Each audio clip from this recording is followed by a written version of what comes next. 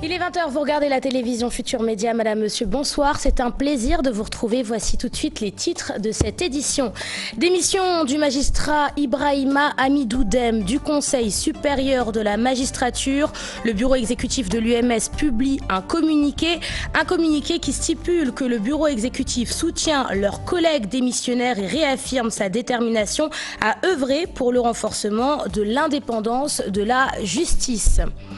Beno Siggil Sénégal poursuit son compagnonnage avec Benno Bokk Yakaar. La coalition a tenu une conférence de presse et annonce qu'elle ira donc aux législatives sous la bannière de la mouvance présidentielle. Le Parti démocratique sénégalais doit conserver son statut d'opposant. Il faut donc mettre de côté les querelles intestines. C'est l'avis de l'ancien ministre de l'Intérieur sous Abdoulaye Wade. Réaction de Cher Sadibou Fall dans cette édition. Situation des pêcheurs sénégalais en Mauritanie. Ils sont des centaines à attendre qu'une solution soit trouvée entre les deux pays. Ces derniers jours, plus de 220 pirogues ont été arraisonnées. De nombreux pêcheurs sont actuellement au chômage technique. Chaque vendredi, la rédaction vous propose de suivre la chronique du JT. Ce soir, elle s'intéresse à la polémique sur la panne de la machine de radiothérapie. Négligence, incompétence ou mauvaise gestion? Réponse dans cette chronique signée Mamadou Papis Diao. Et puis juste après cette édition, retrouvez comme tous les soirs l'invité du 20 h, le directeur exécutif de la nouvelle prévention routière, répondra aux questions de Mamoudou Ibra Kane. Voilà pour les titres. Restez avec nous dans un instant, c'est le développement.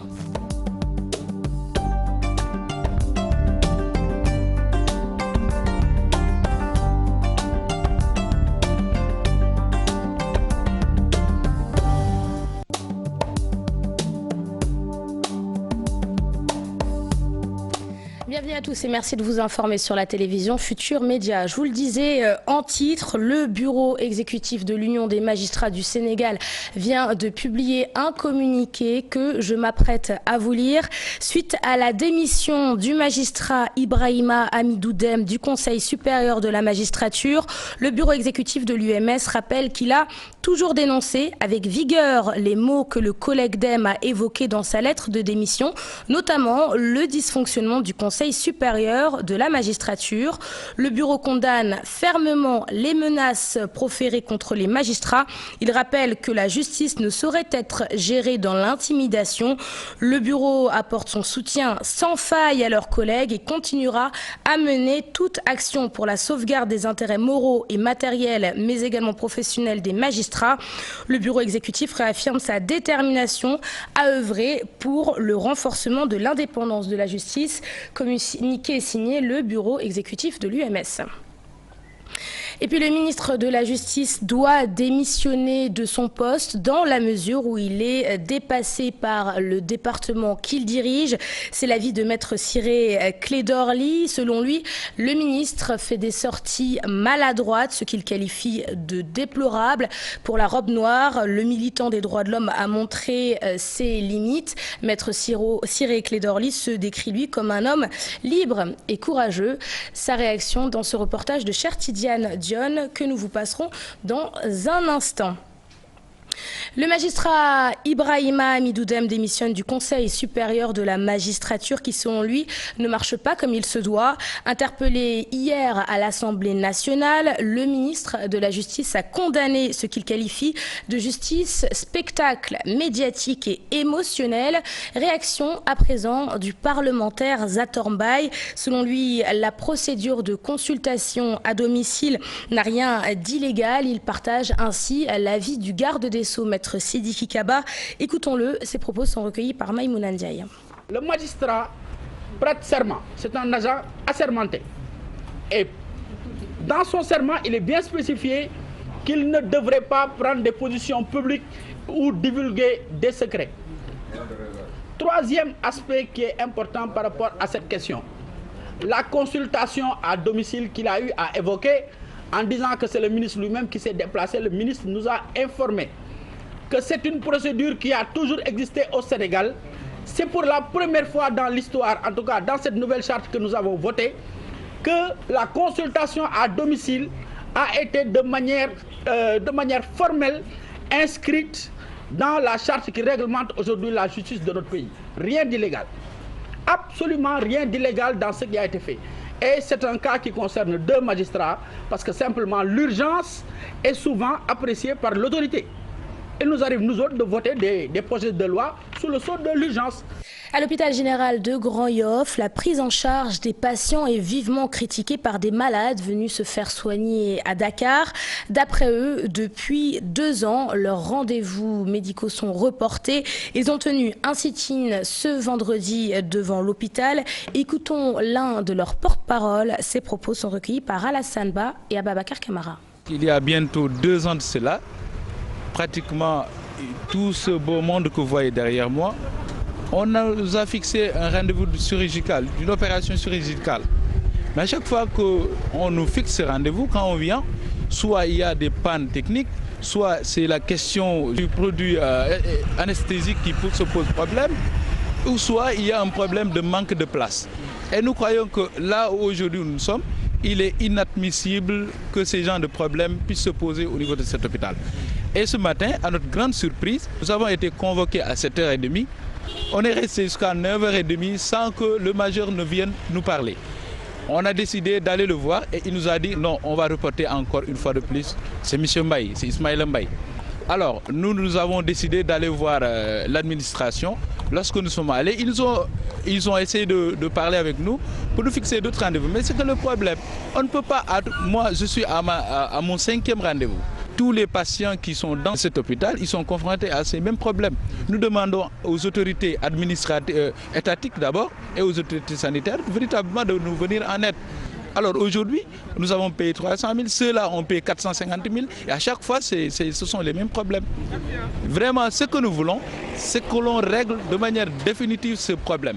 Ceux-là, ils nous viennent de Tambacounda, d'autres, ils nous viennent de Ngoundiane. Moi qui vous parle, je viens de Ngoundiane. Vous savez, les conditions économiques, situations économiques dans lesquelles nous vivons aujourd'hui ne nous permettent pas véritablement de satisfaire tous ces besoins. Et puis face à cette situation, la cellule de communication de l'hôpital général de Grand-Yoff prévoit de se prononcer en début de semaine prochaine en raison, selon elle, de l'absence du directeur de l'établissement. Conseil interministériel du jeudi 9 février, l'État du Sénégal annonce 2 nouvelles mesures pour lutter contre les accidents de la route. Parmi les nouveautés, l'instauration du permis à points, le renforcement du contrôle routier et la modernisation des auto-écoles. Suite à ce conseil interministériel, la rédaction a rencontré des acteurs de la lutte contre les accidents de la route. Réaction, c'est dans ce reportage, il est signé Ibou Diouf et Younous Diatta. Les accidents de la circulation restent un casse-tête pour les autorités compétentes et pour les usagers. L'État, à travers des mesures coercitives et de formation en conduite automobile, veut prendre à bras le corps cette question.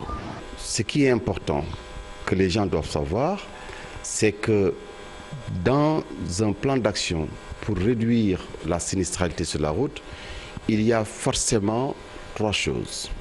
La première, c'est la formation.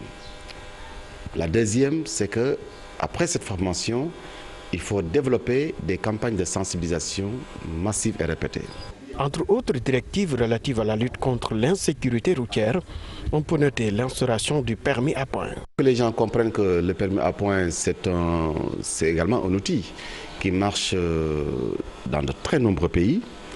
Et il faut que les gens sachent que cet outil, avant, avait pour vocation de contrebalancer l'inégalité sociale inhérente aux amendes. Mais aujourd'hui, on a vu que dans tous les pays qui l'ont instauré, ça marche très bien. Le permis à points est une très bonne chose s'il y a un bon accompagnement.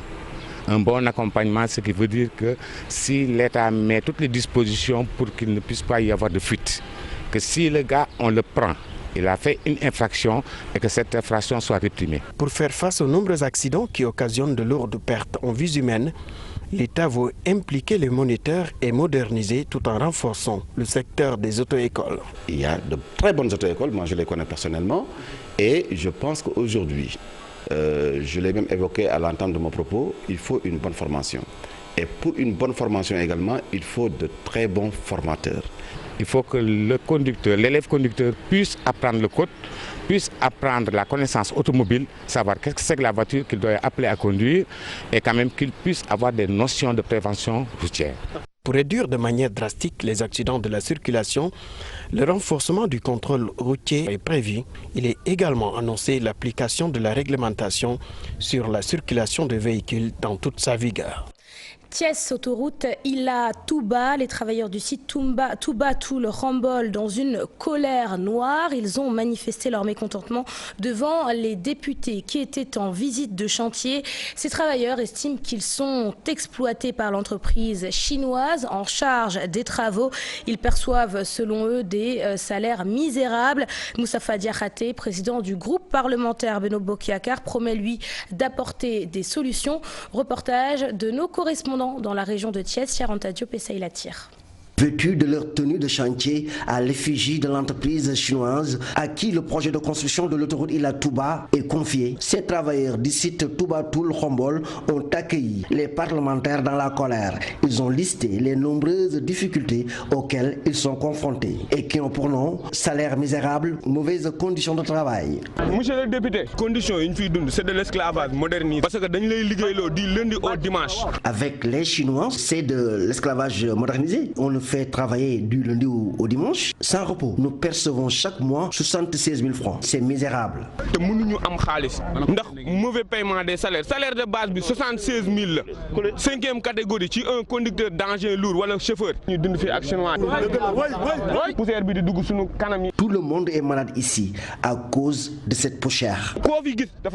Après les avoir bien écoutés, le président du groupe parlementaire de Benno Bokk Yakaar, Moustapha Diakhaté, promet de porter ses doléances à qui de droit. Ils nous ont présenté un certain nombre de préoccupations et nous allons les prendre en charge. C'est des préoccupations d'ordre salarial, des préoccupations liées à la sécurité, en somme des préoccupations liées à leurs conditions de travail. Et en tant que député de la République du Sénégal, en tant que citoyen de ce pays, je leur dis que je prends en charge leurs préoccupations et je les porterai là où il le faut. Donc soyez rassurés que nous allons en tout cas porter au plus haut niveau vos préoccupations pour qu'on leur trouve le plus rapidement possible une solution. La délégation parlementaire a fait une halte au PKO de l'autoroute Thiès-Touba. Au niveau des 3 sections de l'autoroute, la date de livraison de l'ensemble des travaux est prévue en fin 2018. Reparlons justice. Je vous le disais, l'avocat Maître Ciré Clédorli demande la démission du ministre de la Justice. Selon lui, les sorties de Maître Sidiki Kaba sont maladroites, ce qu'il qualifie de déplorable. Sa réaction dans ce reportage, il est signé Chartidiane Dion et Martien. Le ministre de la Justice, garde des Sceaux et Caran, Sidiki Kaba, n'est pas à la hauteur. Il est dépassé. Ainsi parle Maître Ciré Clédorli depuis que ce militant aux droits de l'homme dirige le département de la justice. Les bourdes et erreurs ne cessent de se multiplier. L'avocat l'invite à la démission. Sous, disons, son époque, il y a eu des événements qui ne sont pas admissibles, aussi bien dans un état de droit que dans une société démocratique. Lesquels, par exemple? Je ne citerai que 2 petits exemples. Un magistrat qui, en pleine audience, se lève et boude. Un procureur de la République, dans l'exercice de ses fonctions, qui aussi, en pleine audience, se lève et quitte la salle d'audience. Pour la robe noire, la justice sénégalaise n'a jamais été indépendante et la sortie de Maître Kaba en est une parfaite illustration. Je vous assure que la plupart des affaires, il n'y a pas d'intervention du président de la République. C'est un petit fonctionnaire qui appelle un procureur et qui pense que c'est l'État qui en fait est menacé. Vous comprenez? Alors qu'il règle de petits sentiments et de petits problèmes, des détails. Cela participe de la malgouvernance judiciaire. Et Abdoulaye Wade avait raison. Il leur a dit, vous êtes indépendants. C'est la Constitution qui vous rend indépendant. Face aux députés, le ministre de la Justice, garde des Sceaux, soutient que le magistrat Dème a violé l'obligation de réserve, ce qui est de la poudre aux yeux des populations, déplore Maître Ly. Le Sénégal est une grande nation. Ceux qui sont là, c'est des personnes qui savent bien ce qu'elles doivent faire, ce qu'elles peuvent faire, ce qu'elles ne peuvent pas faire. Le ministre de la Justice tient à préciser que ni le président du Conseil supérieur de la magistrature, ni son vice-président ne sanctionneront pas l'avocat démissionnaire, mais plutôt ses pairs. Lui, il a quitté, il estime qu'il a fait ce qu'il devait faire, et que vous, si vous êtes resté là, c'est parce que vous êtes complaisant. Alors, comme on dit à Wolof, Mbedou Kanam, Borom, Mokoy Fadjal Bopam. Après concertation, Benno Siggil Sénégal décide de poursuivre son compagnonnage avec Benno Bokk Yakaar. La coalition ira donc aux élections législatives du 30 juillet 2017 sous la bannière de la mouvance présidentielle. En conférence de presse, ses membres ont annoncé que les listes seront les mêmes qu'en 2012. Autre sujet abordé, l'emploi des jeunes et l'éducation. Retour là-dessus avec Maïmouna Ndiaye et Mohamed Sodian. 5 ans aux côtés du parti au pouvoir, politique publique menée, perspective déclinée, l'heure au bilan pour Benno Siggil Sénégal. La coalition décide ainsi d'aller aux législatives sous la bannière de Benno Bokk Yakaar. Un ancrage réaffirmé de Benno Siggil Sénégal dans Benno Bokk Yakaar et donc la continuation de l'unité d'action en son sein en direction des échéances prochaines. Un soutien davantage affirmé au président Macky Sall. Les militants et dirigeants de Benno Siggil Sénégal et très certainement la majorité des Sénégalais avec eux ont de bonnes raisons de se satisfaire du bilan d'étape constatable aussi bien dans le domaine de l'agriculture que dans celui de l'éducation, de l'énergie ou de la réduction des profondes inégalités sociales et territoriales. Que l'on s'entende bien, il n'est nullement question de prétendre que les légitimes aspirations des Sénégalais sont de nos jours totalement satisfaites. Notre pays a encore besoin de construire des écoles et des universités. Concernant l'organisation des législatives, pas de changement, les mêmes listes proposées en 2012. La conférence des leaders estime que le président de Benno Siggil Sénégal a su assumer la plénitude de ses charges et demande en conséquence au président de Benno Bokk Yakaar de le reconduire concernant la future liste de Benno Bokk Yakaar sous le même schéma qu'en 2012. La coalition Benno Siggil Sénégal lance par ailleurs un appel pour la préservation de la stabilité sociale. Panne de l'unique machine de radiothérapie du Sénégal, absence d'infrastructures dans le département de Bounkiling, lenteur du programme d'urgence des zones frontalières, des points abordés par le président de l'Union centriste du Sénégal. En tournée dans le pays, Abdoulaye Baldé a déclaré qu'il n'exclut pas l'éventualité pour son parti de rejoindre la mouvance présidentielle pour les législatives de juillet 2017. Bakary Konté et Salah Samb. Le président de l'UCS, Abdoulaye Baldé, est accueilli en grande pompe dans le Pakao, interpellé sur la radiothérapie en panne. Le président nous a dit qu'il est en voie d'acquérir à peu près 3 appareils de ce type, de nouvelle génération. Bon, nous le prenons nous, mais il faudra que ce soit accéléré. Mais aussi, gouverner, c'est prévoir. Je considère que tous les gouvernements qui se sont succédés à la tête de ce pays-là, on est plus près de la prévision. Et surtout pour que nous ayons des machines en doublure, nous ayons ces machines dans plusieurs de nos postes, dans plusieurs de nos hôpitaux, que ce soit une seule machine qui tombe en panne et qui paralyse tout le pays. C'est comme cela a été le cas quand le tuyau a éclaté au niveau de Komomata, qui a paralysé. Je pense que quand on gouverne, on doit prévoir. Et prévoir, c'est toujours avoir des solutions alternatives. Et la hausse des denrées de première nécessité. J'en appelle à la responsabilité des uns et des autres pour que les prix soient ramenés à des proportions raisonnables qui sont supportables par les populations sénégalaises. Le maire de Ziguinchor déplore l'absence totale d'infrastructures dans le département de Bounkiling, frontalier à la Gambie. Je demande d'accélérer le processus parce que ces zones sont vraiment fatiguées. Il y a pas d'eau, il n'y a pas d'électricité, il n'y a même pas le réseau téléphonique. Les gens vont souvent se soigner dans les territoires voisins de la Gambie. Par conséquent, pour un pays dans l'émergence, je pense qu'il est important que très rapidement ce programme d'urgence pour les zones frontalières soit mis en œuvre. Pour les élections législatives, l'UCS sera en coalition. Nous n'excluons aucune coalition, qu'elle soit de l'opposition ou que soit d'ailleurs. Parce que pour nous, c'est l'intérêt de notre parti qui prévaudra à l'heure du choix. Par conséquent, et l'intérêt du Sénégal, bien entendu, et de notre terroir. Par conséquent, nous voulons des négociations sérieuses. Baldé sera-t-il dans le gouvernement? S'il vous plaît, il faut pas. Et puis situation au Parti démocratique sénégalais. Pour l'ancien ministre de l'Intérieur, sous Abdoulaye Wade, le PDS doit mettre un terme aux guerres de positionnement, notamment à celles qui opposent Aïda Mbodj à d'autres membres du parti. D'après Cheikh Sadibou Fall, le PDS doit conserver son statut de parti de l'opposition. L'heure est donc à l'unité. Sa réaction dans ce reportage, il est signé Aïssa Toupaï et Diafar Abba. D'un côté, Aïda Mbodj semble se démarquer. Création d'un mouvement, Alliance nationale pour la démocratie. Bien avant toutes ces actions, Farba Senghor a fait face au Conseil de discipline. Guerre de leadership, l'ancien ministre Cheikh Sadibou Fall déplore ses attitudes et se dit inquiet. Il faut qu'on évite au parti de donner du crédit à des gens qui aujourd'hui, qui utilisent les fonctions qu'ils ont eues grâce au parti pour dérouler des agendas personnels. Je pense que le parti ne reconnaît pas les mouvements. Et le secrétaire général national, Abdoulaye Wade, l'avait déjà dit.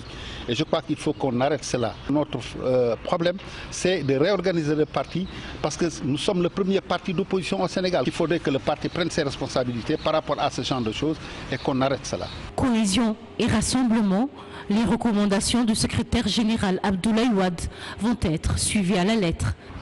Notre combat aujourd'hui, c'est de réorganiser le parti. Et on a mis aujourd'hui une commission qui est en train de sillonner le pays pour effectivement aller amener le message du secteur, le message d'unité. Remous aussi bien au Parti démocratique sénégalais qu'au Parti socialiste.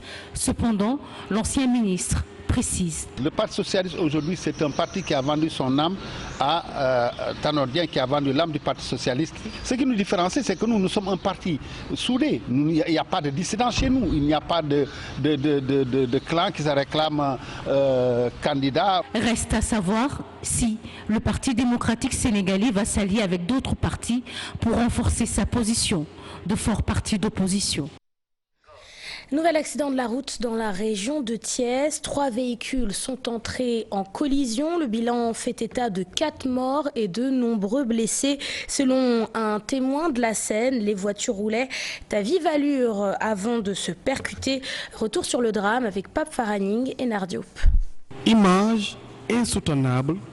3 corps sans vie coincés dans le taxi. Des blessés graves. Un bilan provisoire d'une collision de 3 véhicules à hauteur de Alomkagne, un choc d'une rare violence. Même les secours étaient stupéfaits. En fait, au niveau du taxi, on a compté 3 morts et une dame blessée. Il est gravement blessé. Dans les autres véhicules, il y a des blessés aussi graves. Il y a des blessés graves. Selon le seul témoin du drame, le taxi roulait à vive allure. Du coup, le chauffeur a perdu la maîtrise de son volant. Le taxi en provenance de Thiès a dérapé et est entré en collision avec les autres véhicules. Il roulait à plus de 100 à l'heure peut-être, mais il roulait à vive allure. C'est anormal, c'est atroce. L'absence de ralentisseur sur cet axe, cause principale des accidents mortels, selon toujours le témoin. Nous demandons à l'autorité qu'il remette les ralentisseurs. Parce que depuis lors, il y a un laps de temps, il y a trop d'accidents sur l'axe Dakar-Thiès. Pour extirper les 3 corps dans le taxi et un blessé grave, les sapeurs-pompiers de Thiès ont déployé les gros moyens pour les extraire.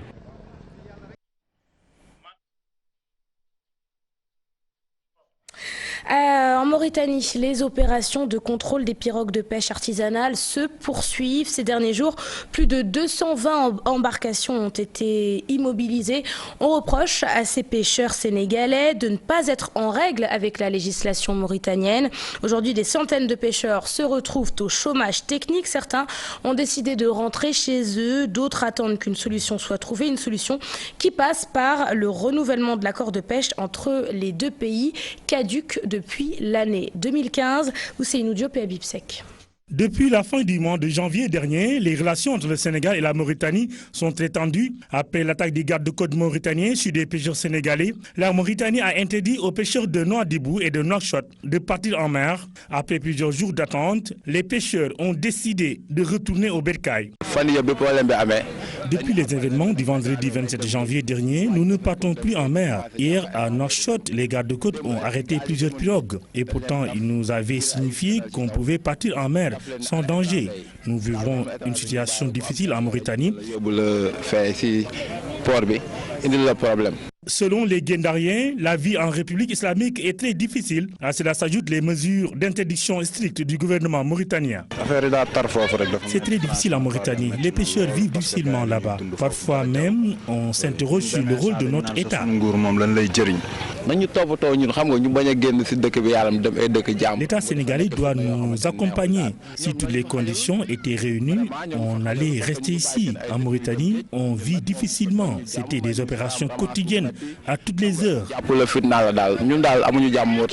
Présentement, plus de 250 propriétaires de pirogues sont prêts à quitter les villes de Nouakchott et Nouadhibou pour rentrer au Sénégal. Ils n'attendent que l'aval des autorités mauritaniennes. Le matin, j'ai reçu plusieurs appels de nos compatriotes sénégalais vivant en Mauritanie. 250 propriétaires de pirogues attendent l'autorisation de la Mauritanie pour rentrer au Sénégal. Nous appelons nos compatriotes au calme et la sérénité.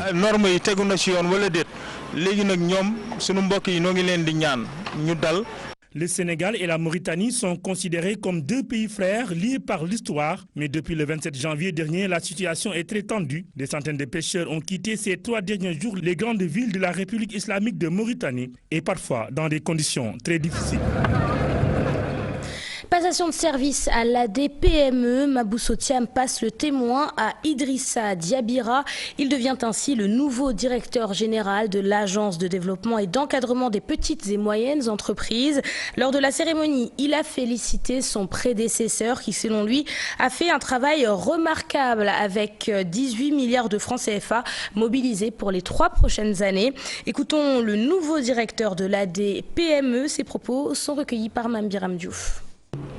L'AD-PME, donc, doit pleinement jouer son rôle de porte d'entrée des PME, d'institution référence, vous l'avez dit, cher ami.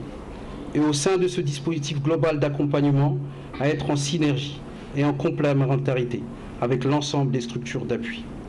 Elle doit œuvrer à relever ce grand défi. Il est simple, ambitieux.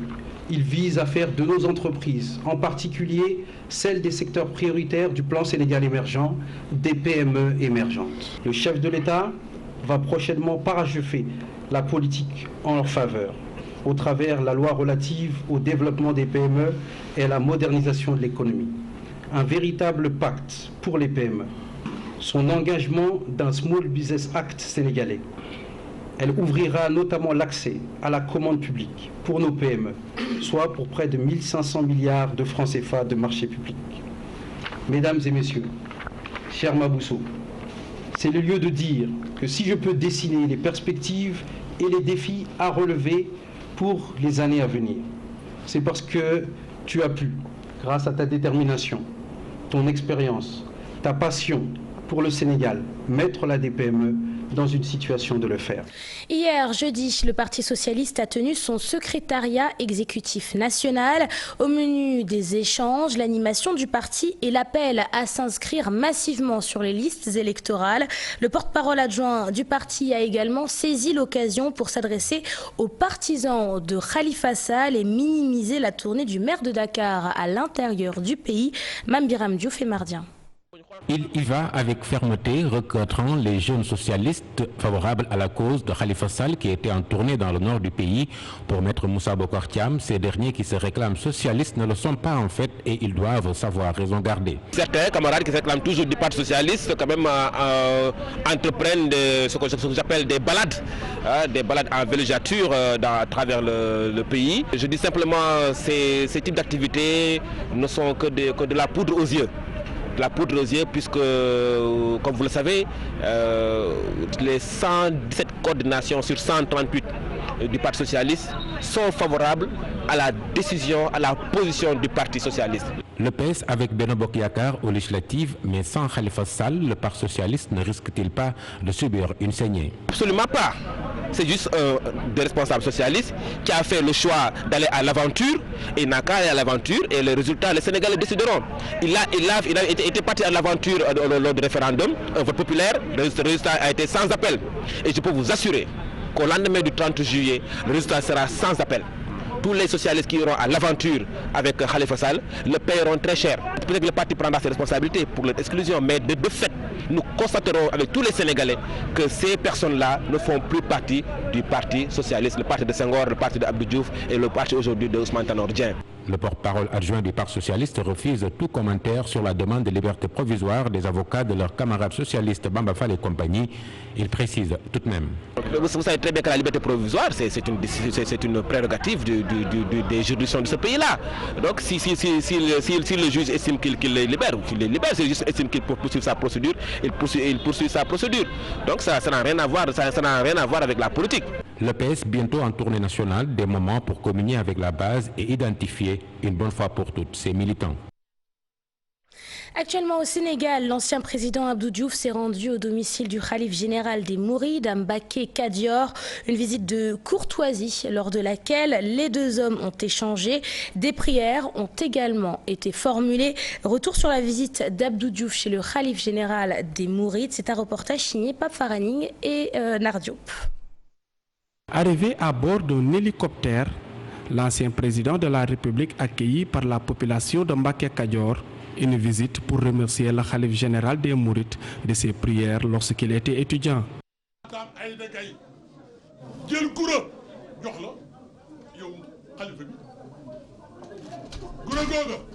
Le khalife m'avait remis du cola, j'étais en compagnie de ma tante Aïda Gaye. Grâce à ses prières, j'ai franchi des étapes dans la vie jusqu'à devenir le président de la République. Voilà tout le sens que je donne à ma visite.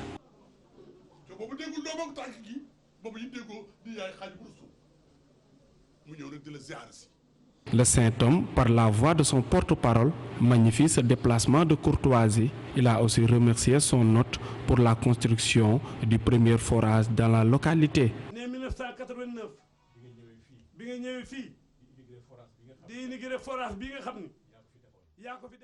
En 1989, lors de l'inauguration du premier forage de Mbacké Kadior, nous nous souvenons encore de votre discours et le respect que vous vouez à la famille de Serigne Bara Mbacké. Le khalife est très content de votre visite aujourd'hui. Le président Abdou Diouf en a profité pour solliciter des prières.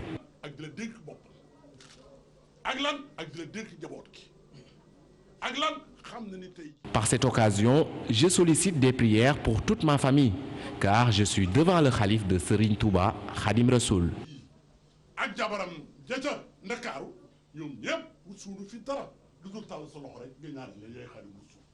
Comme à l'accoutumée, le khalife général des Mourides a réservé des plats copiés pour l'ancien président sénégalais avant de formuler des prières pour toute sa famille.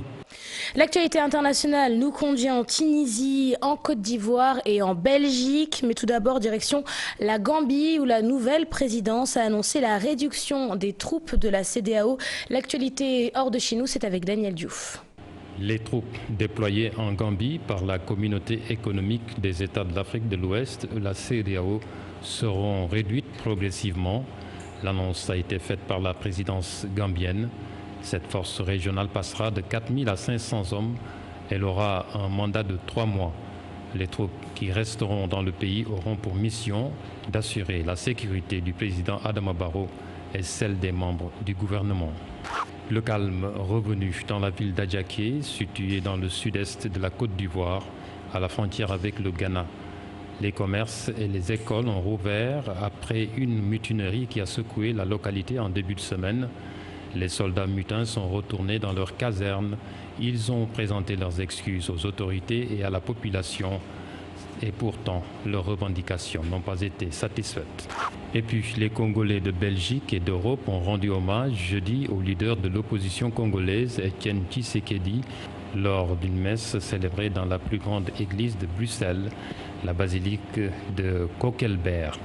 Ils étaient plus de 2000 à assister à la cérémonie co-célébrée par plusieurs hommes d'église congolais, dont Monseigneur Gérard Moulumba, frère cadet du défunt. La Belgique, pays hôte, était représentée par la présidente du Sénat. On ignore encore la date de l'enterrement d'Étienne Tshisekedi, décédé à Bruxelles des suites d'une embolie pulmonaire. Une nouvelle condamnation du couple Ben Ali. L'ex-président tunisien et son épouse ont à nouveau écopé jeudi de 10 ans de prison pour corruption. Zine El Abidine Ben Ali et son épouse Leila Trabelsi sont reconnus coupables dans une affaire de corruption administrative et financière par un tribunal de première instance de Tunis. Un dossier qui relève du domaine environnemental. Cette nouvelle affaire se rapporte à l'utilisation à des fins mercantiles du club Elissa, bâtiment situé dans un parc naturel propriété de l'État, à Sidi Bou Saïd, dans la banlieue UP de Tunis. De fréquentes soirées mondaines étaient organisées dans ce club luxueux fondé par Leila Trabelsi. Ben Ali, qui a gouverné la Tunisie pendant 23 ans, vit toujours en exil avec sa famille à Jeddah, en Arabie Saoudite, depuis qu'il a été destitué en 2011. Et puis ces images qui nous arrivent de l'Afrique du Sud, ça se passe au Parlement lors du discours annuel du président Jacob Zuma, condamné pour corruption, mais toujours au pouvoir. Les députés de l'opposition ont tenté de l'empêcher de parler, mais ont finalement été éconduits de force. Une violente bagarre a éclaté par la suite.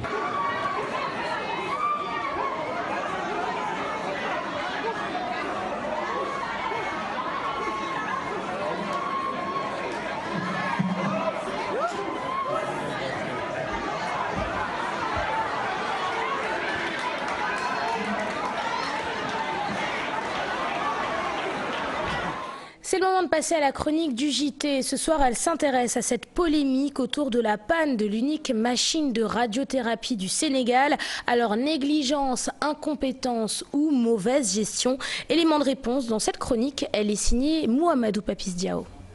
Cela n'arrive pas qu'aux autres, ou plutôt chacun à son tour chez le coiffeur.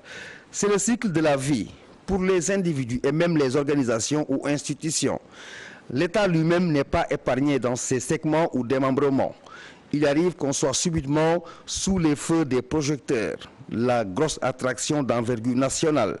Pourtant, elle prend naissance souvent dans une banalité qui enfle et atteint des proportions insoupçonnées. Le ministère de la Santé a hérité le témoin de la polémique. Elle s'est arrêtée devant ses portes pour avoir entendu certainement l'agonie et la mort de la radiothérapie. Cette machine ou ce bijou qui entretenait la fragile vie des cancéreux, ceux-là qui ont choisi le combat, la lutte du refus de valider le rendez-vous avec la mort. Par extraordinaire, on découvre la gravité de cette négligence, mieux on prend tous ensemble conscience de l'importance de la santé, mais aussi et surtout que dans ce secteur, tout semble être urgent. Les réponses directes et efficaces avec la construction de centres pour lutter contre le cancer doivent motiver d'autres réalisations pour les autres urgences. La santé n'est ni plus ni moins que le premier levier du développement. Dans un contexte où l'on surfe dans les vagues de l'émergence, qui est au Sénégal aujourd'hui l'orientation centrale de la politique du gouvernement. En d'autres termes, les populations doivent être dans leur écrasante majorité en bonne santé afin de porter les projets de développement. Ce diagnostic ne saurait être complaisant, en ce sens qu'il est sans doute un sentiment très bien partagé. Il n'est pas question aujourd'hui alors de remettre en question ou en cause une quelconque compétence, encore moins le profil du ministre, surtout s'il s'agit d'une certaine Eva Marie Coll Seck, technocrate confirmé, femme du sérail, plusieurs fois ministre dans les différentes équipes gouvernementales, malgré sa neutralité politique. Mais c'est tout simplement que la santé ne se négocie pas.